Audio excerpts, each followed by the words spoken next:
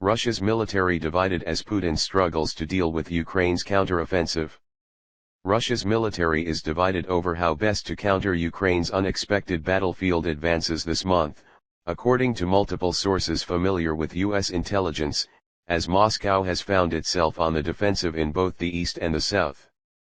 Russian President Vladimir Putin is himself giving directions directly to generals in the field. Two sources familiar with U.S. and Western intelligence said a highly unusual management tactic in a modern military that these sources said hints at the dysfunctional command structure that has plagued Russia's war from the beginning. Intelligence intercepts have captured Russian officers arguing among themselves and complaining to friends and relatives back home about decision-making from Moscow, one of these sources told CNN. And there are significant disagreements on strategy, with military leaders struggling to agree on where to focus their efforts to shore up defensive lines, multiple sources. The Russian Ministry of Defense has claimed that it is redeploying forces toward Kharkiv in the northeast, where Ukraine has made the most dramatic gains, but U.S. and Western sources say the bulk of Russian troops still remain in the south, where Ukraine has also mounted offensive operations around Kherson. Putin announced a partial mobilization on Wednesday that is expected to include the call-up of up to 300,000 reservists. He has for months resisted taking that step, and Biden administration officials said Wednesday that the fact he has moved to do so now highlights the severity of Russia's manpower shortages and signals a growing desperation. It's not clear that the mobilization will make any operational difference on the battlefield, or merely prolong the length of the war without changing the outcome, according to Russian military analysts. And while Russia flails on the battlefield, officials in Moscow have scrambled to assign blame for Russia's abrupt turn in fortunes, a senior NATO official said. Kremlin officials and state media pundits have been feverishly discussing the reasons for the failure in Kharkiv, and in typical fashion, the Kremlin seems to be attempting to deflect the blame away from Putin and onto the Russian military, this person said. Already, there has been a reshuffling of military leadership in response to the battlefield failures, leaving Russia's command structure even more jumbled than it was before, sources say.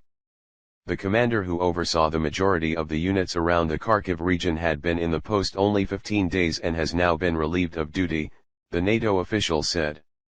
Russia has sent a small number of troops into eastern Ukraine, some of whom had fled amid Ukraine's battlefield advances last week, according to two U.S. defense officials, an effort to shore up its weakened defensive lines.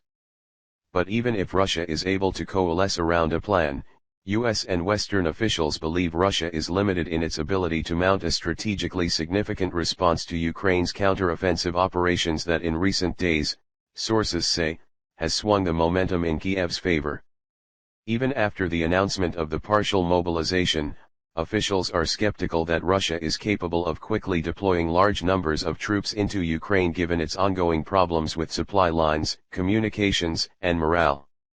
The small scale of the Russian redeployment is a signal of its inability to mount any serious operations, the senior defense official told CNN. So far, Russia has responded to Ukraine's advances by launching attacks against critical infrastructure like dams and power plants, attacks that the US sees as largely revenge attacks rather than operationally significant salvos, this person said. Absent more manpower that, right now, it simply doesn't have, sources said Russia has few other options to penalize or push back Ukrainian forces. Putin is struggling, National Security Council Coordinator for Strategic Communications John Kirby said in an appearance on CNN on Wednesday. Russia's military has poor unit cohesion, desertions in the ranks, soldiers not wanting to fight, Kirby said. He has terrible morale, unit cohesion on the battlefield, command and control has still not been solved. He's got desertion problems and he's forcing the wounded back into the fight. So clearly, manpower is a problem for him, Kirby said. He feels like he's on his back foot, particularly in that northeast area of the Donbass.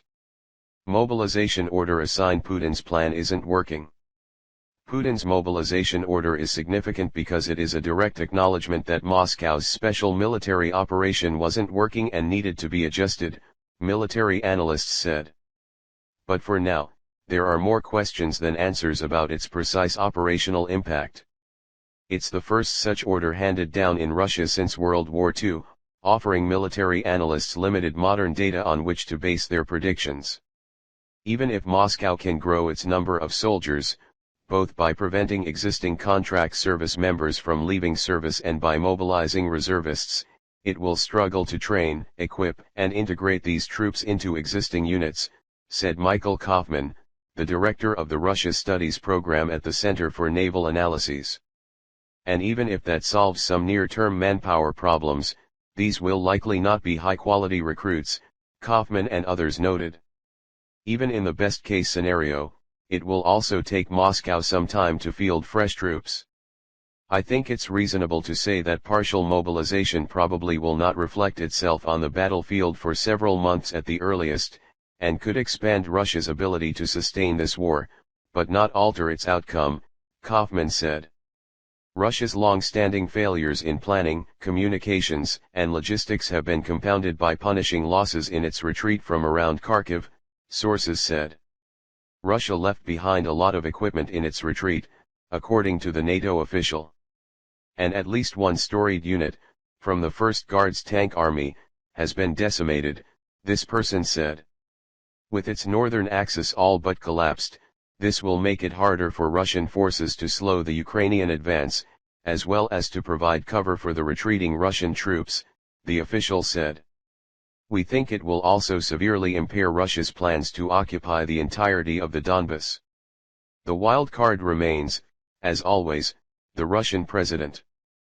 Putin on Wednesday once again threatened the use of nuclear weapons, a threat the US officials have said they are taking seriously but have seen no immediate indication he is planning on following through on.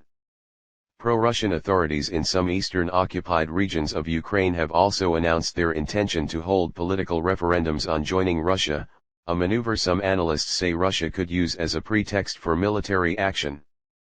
But, the senior NATO official said, overall, Russia now finds itself on the defensive. Ukraine has the initiative, forcing Russia to take stopgap measures simply to avoid further losses. If Ukraine succeeds in undertaking sustained defensive operations, this could even further undermine the sustainability of Russian defenses, this person said.